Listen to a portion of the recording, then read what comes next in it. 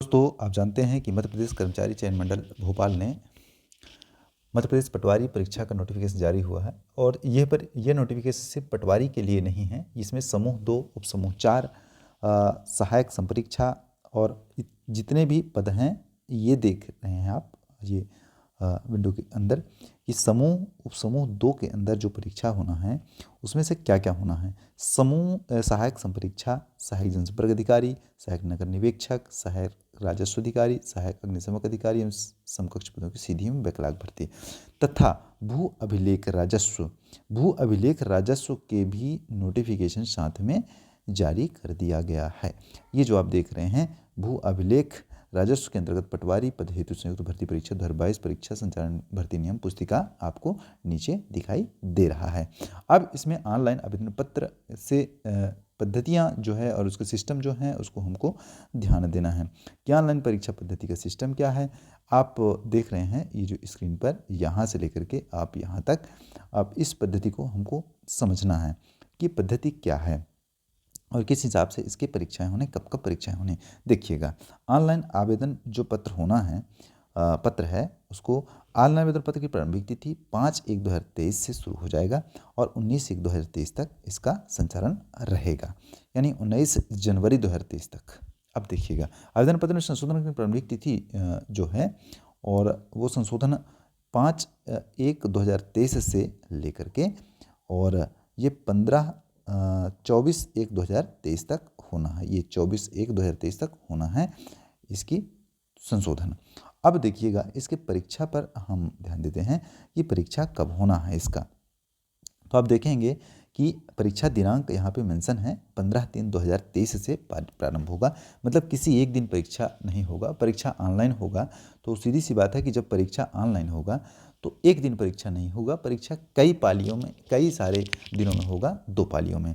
तो कुल मिलाकर के हमें ये कहना है कि परीक्षा जो है कई सारे दिनों में होगा। आप देखेंगे आगे की स्थिति परीक्षा शुल्क का है, वो हम चर्चा कर रहे हैं उस पर और इसको पढ़ के सुना रहे हैं। आप देख रहे हैं कि यहाँ पे परीक्षा अनारक्षित अभ्यर्थियों के लिए परीक्षा का जो शुल्क है वो शुल्क है 500 रुपये और आरक्षित वर्ग के लिए 250 रुपये और सीधी भर्ती बैकलॉग के लिए कोई शुल्क नहीं है। कुल मिलाकर के ये शुल्क 500 और 250 रुपये आरक्षित और अनारक्षित वर्ग के लिए यहाँ पे लिखा हुआ है, उसको हमको देख लेना है।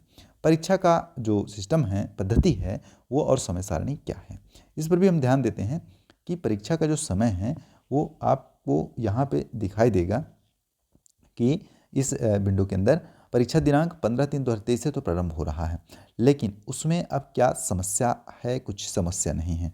उस समस्या को हमको ध्यान में रखना है कि समस्या क्या हो सकता है परीक्षा पद्धति में हमारे लिए, लेकिन वहाँ पे कोई समस्या नहीं है। हमको इस बात को ध्यान रखना है कि समस्या कुछ भी नहीं होने वाला है। अरे क्या हुआ हमारे सिस्टम को, ये समझ लेते हैं थोड़ा सा। चलिए, ये सिस्टम बन गया हमारा। अब ये जो प्रथम पाली यानी परीक्षा 2 पालियों में होगा, प्रथम और द्वितीय पाली में प्रातः 7 बजे से 8 बजे प्रथम पाली के लिए रिपोर्टिंग टाइम होगा और दोपहर 12:30 से 1:30 बजे तक रिपोर्टिंग टाइम दूसरी पाली के लिए होगा। यानी 8:30 से 9 बजे तक 10 मिनट का जो समय रहेगा ये पेपर पढ़ने के लिए रहेगा और ये जो 10 मिनट का समय पेपर पढ़ने के लिए और दूसरी जो है 2 बजे से 2:30 बजे तक का ये जो समय है, ये समय पेपर पढ़ने के लिए रहेगा दूसरी पाली के लिए। अब जो परीक्षा है, आपको परीक्षा उत्तर अंकित करने का समय प्रातः 9 से 12 बजे तक पहली पाली का और 2:30 से 5:30 बजे तक दूसरी पाली का, मतलब 3 घंटे का समय। कुल मिलाकर के हमको ये ज्ञात हो गया कि पेपर जो होगा 2 होगा। अब ये 2 पेपर होगा वो किस तरह से होगा, उसमें सिलेबस क्या क्या होंगे ये आगे हम जानेंगे। चलिए, और ये बाकी प्रक्रिया जो है फॉर्म भरने का ये सब इसमें लिखा हुआ है, आप देख लीजिएगा। हम मेन पॉइंट पर चलते हैं। मेन पॉइंट क्या है हमारा, सिलेबस। क्योंकि ये फॉर्म भरने का प्रक्रिया तो ऑनलाइन वाला तो कर ही देगा, ठीक है, कोई दिक्कत की बात नहीं उसमें, लेकिन हम इसके सिलेबस पर भी थोड़े से ध्यान दे रहे हैं। बने रहिएगा, दिखा रहे हैं कि सिलेबस में आ क्या रहा है और कितने नंबर के कौन से सब्जेक्ट आएंगे, ये मेन फैक्ट है। आप देखिए, जो कर्मचारी होगा ये तृतीय श्रेणी के कर्मचारी कहलाएंगे। यहाँ पे लिखा हुआ है कि जो कर्मचारी होगा तृतीय श्रेणी का कर्मचारी कहलाएगा और परीक्षा का आयोजन किस पद्धति के हिसाब से होगा, ये मेन चीज़ है। यहाँ पे आप देख सकते हैं कि परीक्षा का जो आयोजन है वो किस तरह से होना है। ये देखिए भैया, ये जो फैक्टर है परीक्षा सिलेबस का, और इसको हम सिलेबस कहेंगे कि किस आधार पर हमको परीक्षा देना है। ठीक है, सिलेबस। अब ये जो सिलेबस है देखिए क्या क्या है भैया, इसमें हम दो चीज़ देखेंगे। एक तो क्या है, सामान्य विज्ञान है पहली स्थिति, दूसरा सामान्य हिंदी है, और सामान्य अंग्रेजी है, और सामान्य गणित है। दूसरी चीज़ क्या है, दूसरी चीज़ है दूसरा विषय, यानी खंड आ और खंड बा, यानी पहले शिफ्ट का 100 नंबर का, फिर दूसरे शिफ्ट का 100 नंबर का। यानी जो सुबेरे पेपर होने वाला है सुबह शिफ्ट में वो 100 नंबर का होगा, और जो दूसरे शिफ्ट में पेपर होने वाला है वो भी 100 नंबर का होगा। हम यहाँ पे एक चीज़ जान लेते हैं कि 100 नंबर का पेपर तो होगा बाबू भैया, लेकिन 100 नंबर के पेपर में ये जो 4 पेपर आए हैं, ये देखिए यहाँ पे लिखा हुआ है, ये जो 100 नंबर के 4 पेपर हैं, इस 4 पेपर को हमको ये पता लगाना है कि ये 4 पेपर कितने कितने अंक के होंगे। आपको दिखाई दे रहा है कि ये जो सामान्य विज्ञान का पेपर है, ये सामान्य विज्ञान का जो पेपर है ये लिखा हुआ है, सामान्य हिंदी का है, सामान्य अंग्रेजी का और सामान्य गणित का है। 1 2 3 4 3 और ये 4, कुल मिलाकर के 4 सब्जेक्ट आएंगे, और 4 सब्जेक्ट में एक सब्जेक्ट 25 का, मतलब 4 से गुना कर देंगे तो 25 चौको 100 अंक का ये हमारा पेपर हो जाएगा, पहला वाला। अब दूसरा कंडीशन, दूसरा क्या है, जो सेकेंड शिफ्ट में पेपर होना है उसको भी हम थोड़ा सा ध्यान दे लेते हैं कि सेकेंड शिफ्ट में जो पेपर होना है उसमें भी 4 विषय हैं। अब देखिए कि 2017 में जो पेपर हुआ था, जो 2017 में पेपर हुआ था उसमें टोटल 100 नंबर के पेपर आए थे, प्रश्न आए थे। अब देखिएगा इसमें क्या है, इसमें है कि हमें ये विषय को ध्यान रखना है और नंबर को ध्यान रखना है कि विषय कितने हैं भैया। विषय है हमारे पास सामान्य ज्ञान एवं अभिरुचि यानी रीजनिंग का, सामान्य कंप्यूटर ज्ञान है, तार्किक योग्यता है और सामान्य प्रबंधन है। कुल मिलाकर के अगर हम ये कहें कि इसमें 25 अंक का एक सब्जेक्ट होगा तो 4 से गुना कर देंगे, मल्टीप्लाई कर देंगे तो 100 अंक हमको मिलेगा। तो 100 अंक आपके ऊपर वाले पर और 100 अंक नीचे वाले पर। हम ये देख रहे हैं कि 100 अंक ऊपर वाले पर और 100 अंक नीचे वाले पर, ये दोनों सब्जेक्ट जो है हमारे लिए कारगर है और ज़रूरी है। आप देख सकते हैं कि ये सब्जेक्ट बहुत महत्वपूर्ण है, बहुत महत्वपूर्ण है, जितना हमको ज़रूरी है उतना यहाँ पे दिया हुआ है। आप देखिए शैक्षणिक अर्हता, ये ज़रूरी बात है कि शैक्षणिक अर्हता क्या है।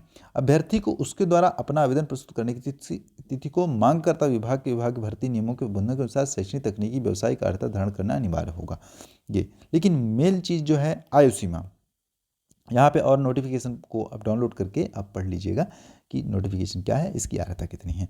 उन समस्त पदों के लिए जिनके लिए मंडल संयुक्त कनिष्ठ सेवा अर्हता परीक्षा आयोजित कर रहा है, और ये जो नोटिफिकेशन देख रहे हैं उसमें चालू वर्ष की 1 जनवरी को जो है आयु की गणना होगी, और आयु सीमा 18 वर्ष यहाँ पे होगा और 45 वर्ष, मतलब कुल मिलाकर के 18 से 45 वर्ष तक। लेकिन इसमें भी कुछ कंडीशन है, यहाँ पे आयु सीमा 40 वर्ष तक है मध्य प्रदेश के मूल निवासियों के लिए। अब देखिए क्या क्या कंडीशन है इसको, यानी कुल मिलाकर के यहाँ पे कह रहा है कि अभ्यर्थी की आयु की गणना 1 जनवरी 2023 से निर्धारित की जाएगी।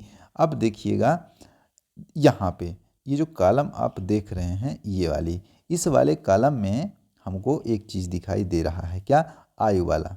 आयु वाला जो चीज़ दिखाई दे रहा है वो चीज़ ज़रूरी है समझना, क्योंकि खुली प्रतियोगिता सीधी भर्ती के भरे जाने के पदों के लिए 18 से 40 साल तक, और कैटेगरी वाइज अनुसूचित जाति, अनुसूचित जनजाति, अन्य पिछड़ा वर्ग के शासकीय निगम मंडल स्वशासी संस्था के कर्मचारियों, नगर सैनिक सदस्य, महिलाओं आदि के लिए 18 से 45 साल तक, जिसमें से 5 वर्ष की छूट है।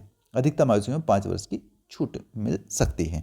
आप इस तरह से आप इस नोटिफिकेशन को देख लीजिएगा, क्योंकि मेन चीज़ है विषय का चयन करना, हम विषय को किस तरह से अच्छी तरह से अवलोकन करें और अध्ययन करें जिससे हमारे अच्छे स्कोर आ जाएं। कुल मिलाकर के 2700 प्लस पद है, तो 2700 प्लस पद में हमको एक चीज़ ध्यान रखना है कि जो 2700 प्लस पद है, इस 2700 प्लस लगभग 2700 अप्रॉक्सीमेटली 2700 पदों में क्या क्या हमको उसको प्राप्त करने के लिए क्या क्या चीज़ पढ़ना होगा वो हमारे सिलेबस में लिखा हुआ है, हम पहले से बता दिए हैं। अब रह गया पदों का विवरण। हम चलते हैं पेज नंबर 95 या 93 पे। जहाँ पे लिखा हुआ है पदों का विवरण। ये देखिए, अब ये पूरे पटवारी के सीधी भर्ती में पटवारी के पदों का विवरण लिखा हुआ है। आप चले जाएंगे पेज नंबर 95 में और वहाँ पे आपको दिखेगा। ठीक है, कुल 2736 पद हैं। आप देखेंगे यहाँ पे जो हमने कहा कि 2736 पद है, 2700 प्लस पोस्ट, 2700 प्लस पोस्ट जो हमारे पास है उसको हमको ध्यान देना है कि 2736 पद में जिलेवार सीधी भर्ती पटवारी कुल 2736 पद। अब देखिएगा इसमें कुल पद कितने कितने और कहाँ कहाँ क्या क्या है, ये आगे आप नीचे स्क्रॉल करेंगे तो आपको मिलेगा। देखिएगा ओपन में ये 1487 पद हैं। देखिए ओपन में कितने पद हैं, 1487 पद हैं। इसको भी ऊपर करते हैं तब अपन को समझ में आएगा। यहाँ वाला देखिए, कुल मिलाकर के ओपन में 1429 पद हैं। देखिएगा पहली कंडीशन में हमारे पास है 487 पद अनारक्षित के लिए, ईडब्ल्यूएस के लिए 135 पद है, अनुसूचित जाति के लिए 189 पद है, अनुसूचित जनजाति के लिए 302 पद है, अन्य पिछड़ा वर्ग के लिए 316 पद है। कुल मिलाकर के 1429 पद हैं। अब इसमें महिला का कितना है ये आप देख रहे हैं, महिला का भी अलग अलग है। इसमें आप इसको भी देख लीजिए कि महिला का पद कितना कितना है। आप यहाँ से ये वाला जो कॉलम देख रहे हैं ये महिला वाला है, फिर ओपन का है, फिर महिला का, फिर ओपन महिला है, संविदा कर्मी हेतु भूतपूर्व सैनिकों के लिए भी है। ये योग कुल मिलाकर के 975 है। आप देखिए कि 975 जो है, ये 975 जो आपको दिख रहा है ये यूआर का है, 223 जो है वो ईडब्ल्यूएस का है, 337 जो दिख रहा है वो है एससी का। एससी के लिए 337 पद कुल हैं। अब देखिए एससी के लिए 337 पद, एसटी के लिए 586 पद और 615 पद जो है ओबीसी के लिए। अब इसमें लिखा हुआ नोटिफिकेशन ओबीसी के लिए 27% रिजर्वेशन, एससी के लिए 16% रिजर्वेशन का प्रावधान किया गया है। आगे इस तरह से आप इसको जिले वाइज देख लीजिएगा, वेबसाइट में जाकर के उसको डाउनलोड करके आप देखेंगे तो अलग अलग, चूँकि पद बहुत कम है और जब हम फॉर्म अप्लाई करेंगे तो हमको ये एक चीज़ मिल जाएगा कि पहले किस ज़िले को चूज करें। तो चूज किसी भी ज़िले से कर सकते हैं। आपको कुल मिला करके हम तो ये एनालिसिस नहीं कर सकते हैं किस ज़िले का चूज करने पर हमारा नंबर लग जाएगा। हम यही एनालिसिस कर सकते हैं कि अगर अच्छे से सिलेक्शन लेना है, आपको सिलेक्शन लेना है तो अच्छे स्कोर करने होंगे, बड़ा इस नंबर लाना होगा और उस बड़ा नंबर के लिए आपको पढ़ाई करनी होगी और टाइम पर्याप्त है और आप पढ़ करके पूरे सिलेक्शन ले सकते हैं। बहुत बहुत शुक्रिया वीडियो देखने के लिए, धन्यवाद।